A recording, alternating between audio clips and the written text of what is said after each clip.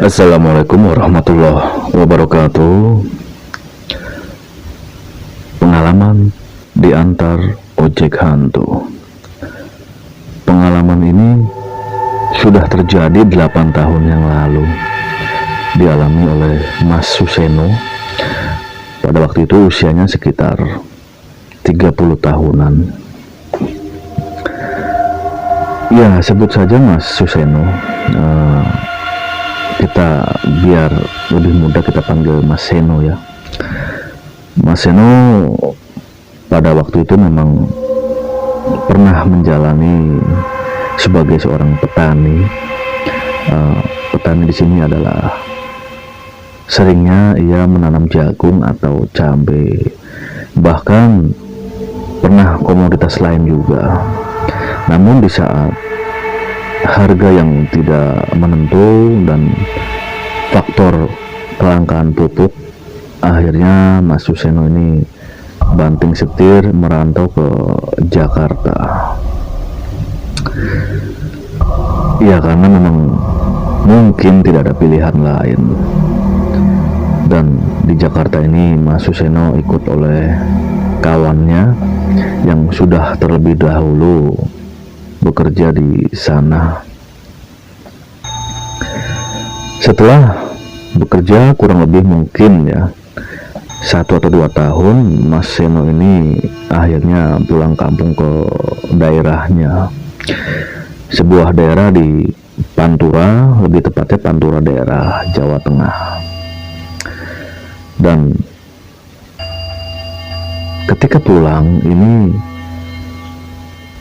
jam sudah menunjukkan jam 1:30 malam. Mas Suseno ini sudah sampai ke sekitaran daerah Pantura ya. Untuk menuju desanya kurang lebih ini masih memerlukan atau masih menempuh jarak sekitar 10 km. Dan kebetulan memang tidak ada bus masuk ke daerah tersebut. Bus hanya sampai di daerah Pantura. Karena memang pada waktu itu kondisi masih malam, akhirnya Mas Seno ini mencari tukang ojek yang biasanya memang mangkal di ujung jalan tersebut. Proses mencari tukang ojek ini mungkin sekitar 5-10 menit. Daerah ini ya sebetulnya sudah sangat dikenal oleh Mas Seno ya. Dan kebetulannya Mas Seno ini melihat salah satu tukang ojek yang dikenalnya. Sebutlah dengan Pak Karto. Jadi lebih tepatnya sama-sama warga satu desanya ya, yang kadang-kadang berprofesi sebagai tukang ojek. Langsung saja ini Mas Seno mendekati beliau dan meminta untuk mengantarkan ke rumahnya. Ya, sebagaimana orang yang biasa di desa, ketika sudah lama tidak bertemu, apalagi sudah saling mengenal, ini tentu ada basa-basinya. Apalagi juga masih satu tetangga ya. Mas Seno pun menyapa dan sedikit mengajak ngobrol dengan Pak Karto. Namun anehnya Pak Karto ini seperti cuek dan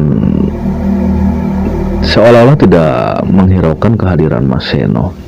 Namun tetap di sini Pak Karto yang selaku tukang ojek mengangkat barang yang dibawa oleh Mas Seno ke bagian depan motor di antara stang dan jok. Dan karena memang mungkin ya Mas Seno ini sudah capek di perjalanan, dan satu sisi juga Mas Seno ini memikirkan bahwa mungkin Pak Karto yang usianya juga sudah lumayan lanjut ini capek, makanya tidak begitu menggubris keberadaan Mas Seno. Dan di sepanjang perjalanan Mas Seno ini sama sekali tidak mengobrol dengan Pak Karto.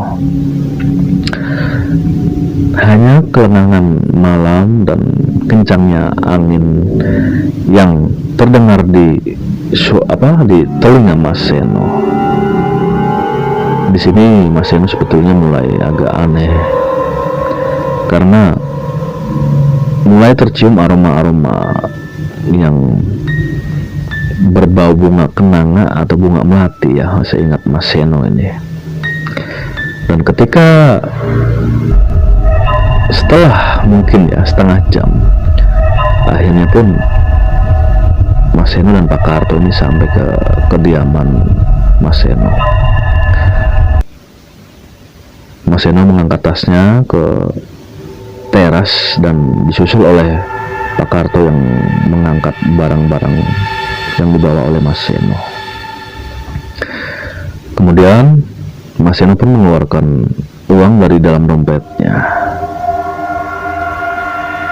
Namun disinilah hal yang aneh, sangat-sangat aneh menurut Mas Seno terjadi saat Mas Seno membalikkan badan ke arah Pak Karto. Tiba-tiba sosok Pak Karto ini wajahnya menjadi seperti menyala merah dan diiringi oleh angin yang sangat kencang dan aroma yang setengah berbau busuk. Dan tiba-tiba itu pula sosok Pak Karto ini menghilang begitu saja dengan motornya. Ini peristiwa yang baru pertama kali dialami oleh Mas Seno. Antara rasa capek dan shock, Mas Seno ini hanya terpana menggigil dan serta-merta langsung lari ke dalam rumahnya. Dan singkatnya, esok paginya Mas Seno ini bingung. Nah, dia menceritakan kepada orang tuanya. Nah, mendengar cerita dari Mas Seno, orang tua juga kaget. Mana mungkin, Pak Karto ini kan sudah meninggal seminggu yang lalu, kata orang tua Mas Seno. Mendengar cerita ini, Mas Seno sangat-sangat tidak percaya karena Mas Seno ini yakin betul bahwa yang mengantar semalam ini kan Pak Karto. Bahkan sosoknya ini benar-benar manusia. Tidak mungkin kalau itu sudah meninggal. Ya akhirnya pun orang tua Mas Seno ini memberi saran bahwa ya coba datang ke rumahnya, sekalian mengucapkan bela sungkawa karena memang ya itu masih tetangga rumah ya, tidak begitu jauh jaraknya, mungkin sekitar ada puluhan meter. Cuma memang lokasi rumah Pak Karto ini agak ke belakang dan masih jalan akses ke sana ini masih sangat sepi sekali. Dan akhirnya Mas Seno pun datang ke rumah Pak Karto, dan betul memang ternyata Pak Karto ini sudah meninggal seminggu yang lalu. Namun peristiwa yang dialami oleh oleh Mas Seno ini tidak diceritakan oleh ahlul duka ya, atau keluarga almarhum Pak Karto, karena ini juga menjaga perasaan dari keluarga Pak Karto, takut terjadi fitnah atau yang lain. Di sini Mas Seno hanya mengucapkan turut berduka cita dan berbela sungkawa. Hanya bisa melayat sekarang karena memang kondisinya baru pulang ke rumah sekarang. Yang mendengar penjelasan tersebut juga keluarga almarhum Pak Karto memaklumi dan mengucapkan banyak-banyak terima kasih serta meminta doanya supaya istilahnya almarhum Pak Karto ini diberi tempat yang layak di sisi Tuhan Yang Maha Esa.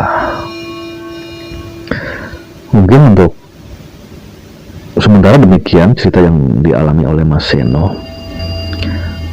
sebuah cerita yang sebuah peristiwa yang memang mungkin ini tidak masuk akal ya, tapi memang dialami langsung oleh Mas Seno dan saya mencoba membawakannya. Kurang lebihnya mohon maaf. Wassalamualaikum warahmatullahi wabarakatuh.